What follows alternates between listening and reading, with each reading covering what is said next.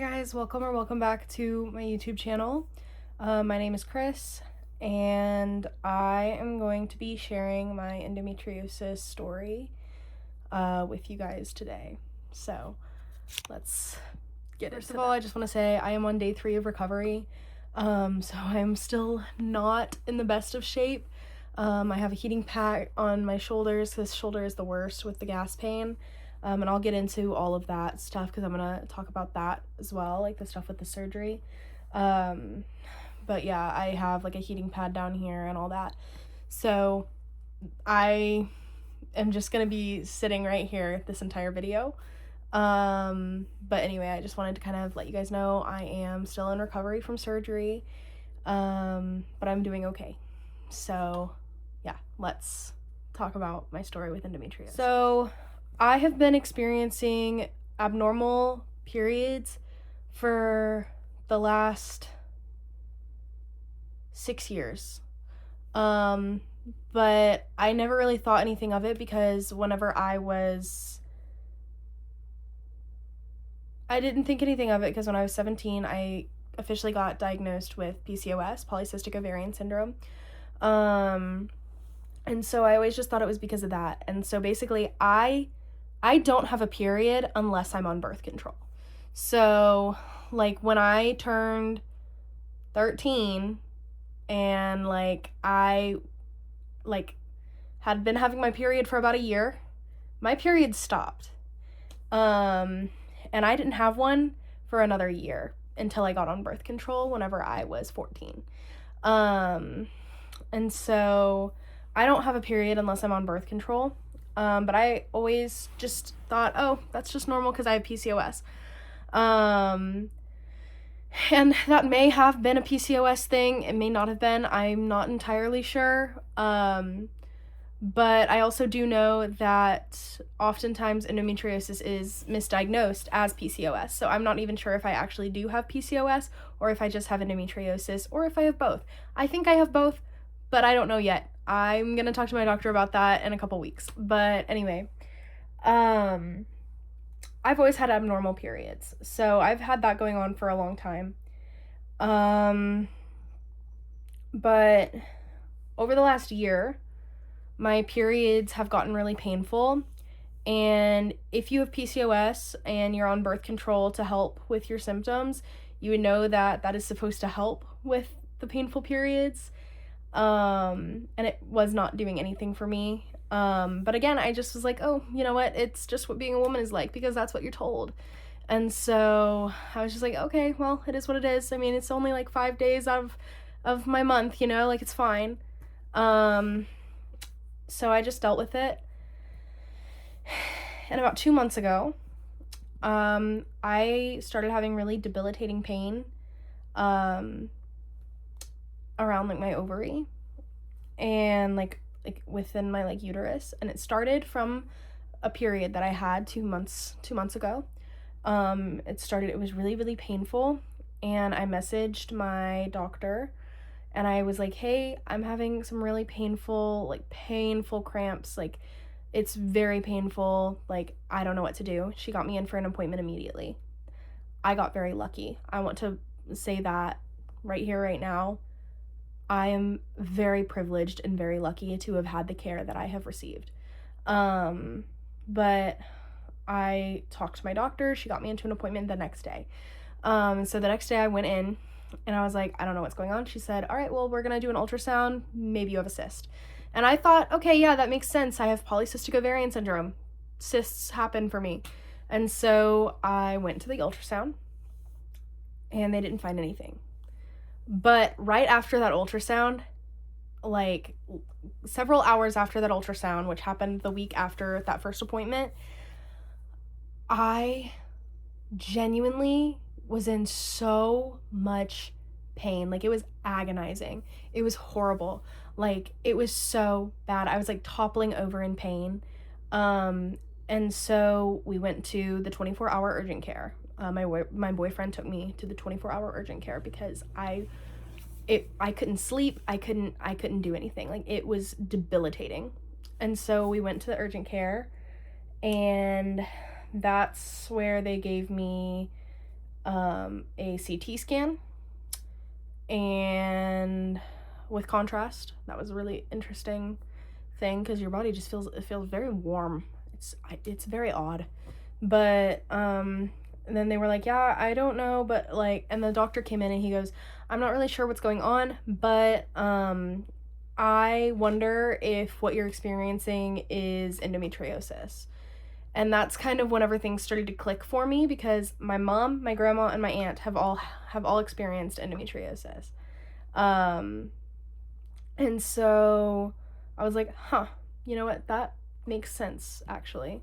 And so then I had a follow up with my doctor like 2 days later, my primary care, and there she told me that I was very constipated.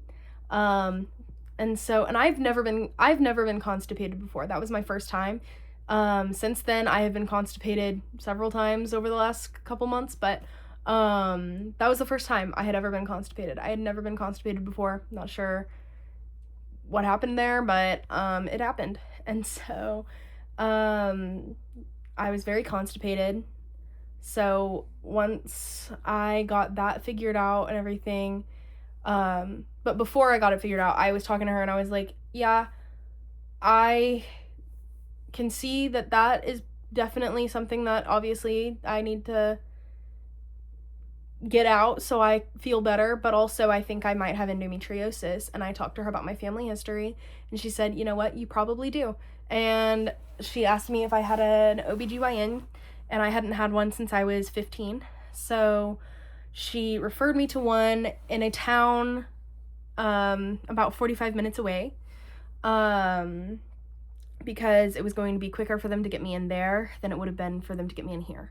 So they scheduled me an appointment, and it was like a week later that I met with the gynecologist. I was really, really nervous because he was a guy, and I was really nervous about it. But he was really nice, super, super cool guy. I got very lucky with my care team. And so I had my appointment with him where I discussed, I think I have endometriosis. This is why. These are my symptoms. What do I do from here? And he said, okay, well, our next steps are going to be surgery. And I knew that because I had done some research on my own. So it was a laparoscopy. And it would be exploratory to see if I had endometriosis, and then if they found anything, they were going to cut it out. So then they scheduled that 2 weeks later. So 2 weeks after that initial meeting my gynecologist was my surgery, and that was on Monday, the 30th of March. So yeah, then it was just the waiting game of that 2 weeks of waiting for my surgery.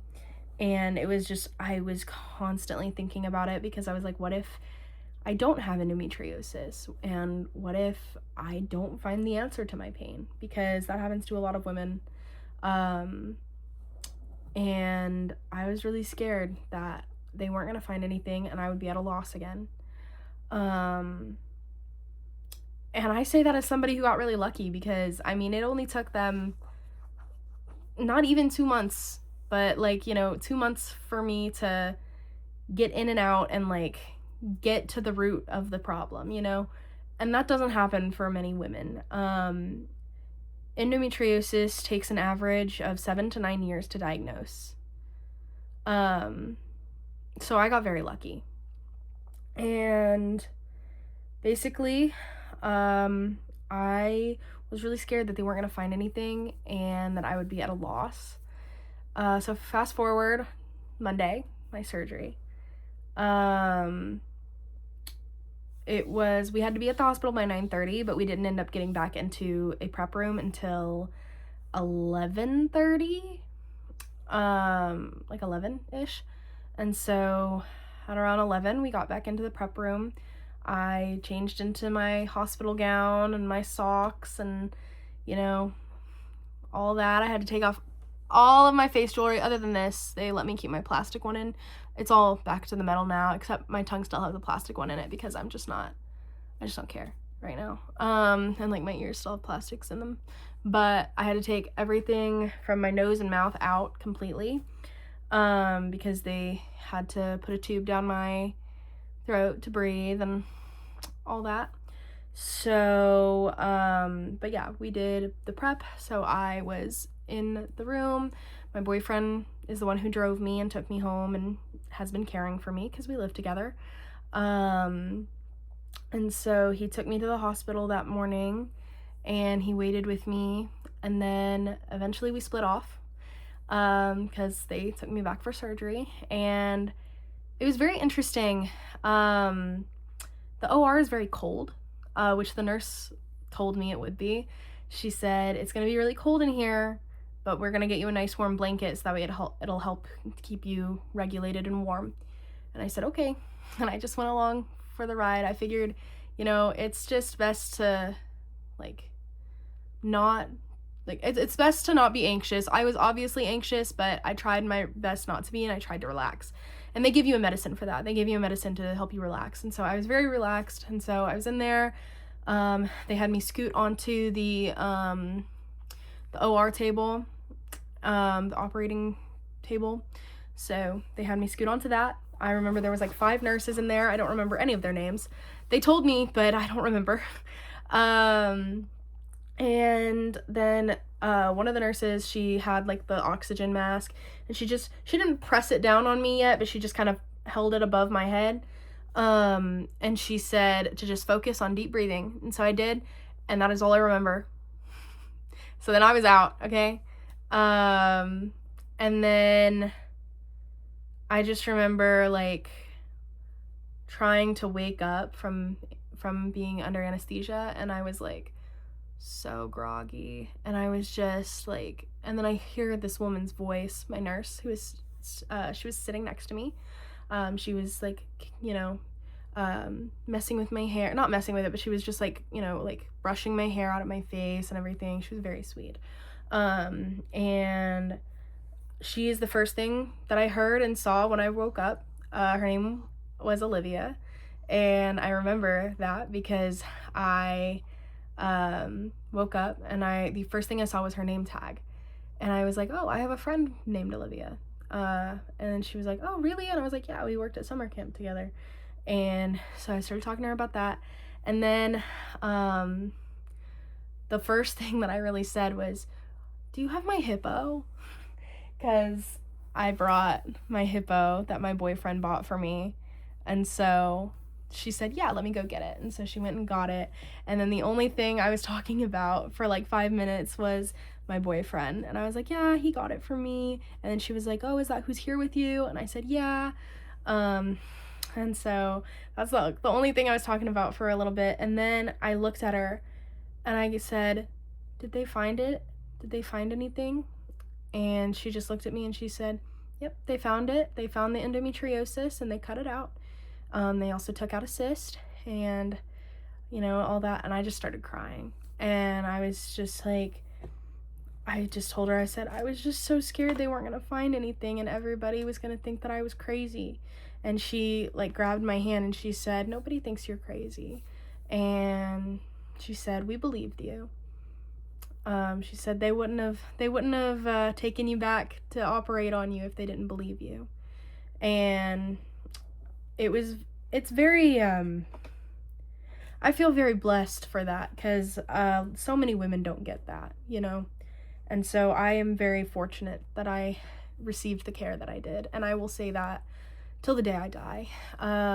My doctors are so wonderful, my nurses are awesome, just my whole team is just wonderful, and I genuinely could not recommend them enough. And so anyway, then since I was awake, and I had been awake for about 15 minutes at that point, and she and I had been talking, she moves my hospital bed into the recovery area. She asks me if I want any snacks or drinks, and I said I wanted crackers and an apple juice. And so she takes me to the recovery room, and her and another nurse help me get off of the bed, and they're holding me as I'm sitting down in the recovery reclining chair, And so they're holding me and I sit down. Well, first they're holding me and then they put on these like disposable underwear. And so they put those on. And then I sit down and I try to take a bite of a cracker and it's just like not happening. And so then I'm sipping on my apple juice. And then my nurse says, "I think they're bringing your guy back." And I almost cried because I just wanted to see him. And so, and then he came in and he asked me how I was, and I just like, I could barely talk, guys. Like my throat was, it was bad. I mean, it's still not like in tip-top shape, but like that, it was bad. So I could barely talk. And so he came back there and sat with me. And then I tried to take another bite of my cracker and I was just way too nauseous. And I was like, I can't, like, I'm so nauseous. Like, I don't feel good. I just kept repeating, like, I don't feel good. I don't feel good. I don't feel good. And so they came in and they gave me some more anti-nausea meds. And then I ended up like falling asleep for, I don't even know how long, probably another 45 minutes. I just ended up falling asleep, and then I woke back up and I was a little bit more aware. I was still very groggy and very like out of it, but I was a little bit more aware. Like I could text like my parents, you know? And so I got my phone and I texted my parents and I was like, "Hey guys, like I'm awake."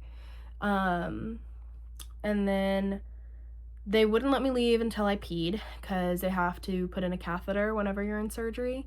And so they wouldn't let me leave until I peed. So that's why they made me like drink some of my apple juice. And then when I had to pee, one of the nurses helped me, and then my boyfriend helped me.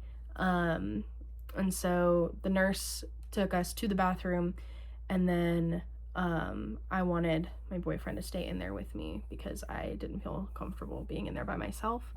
And so he was in there with me and helped me stand back up and everything. I couldn't wash my hands because I had 2 like IVs in each of my hands, so I couldn't wash my hands. But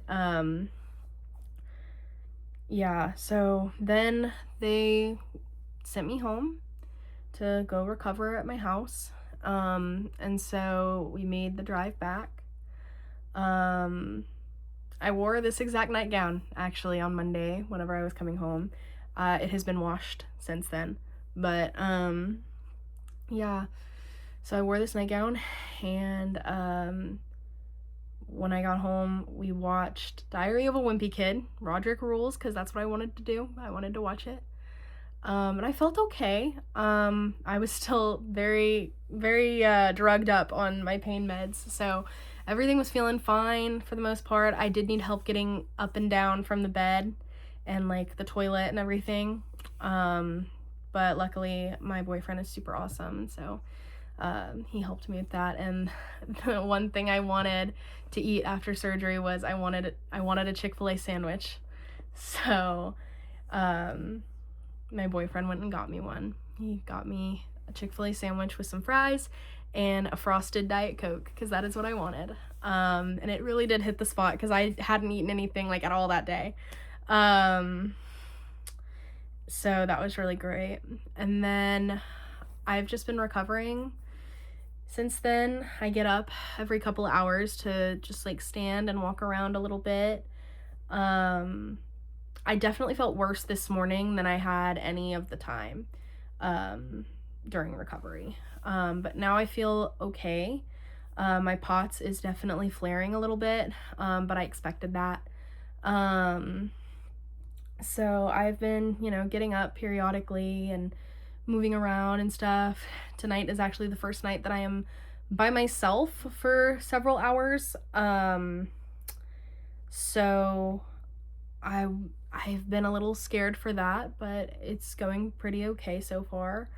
I've got everything I need next to me, so I really shouldn't have to get up and do much other than like use the bathroom if I need to.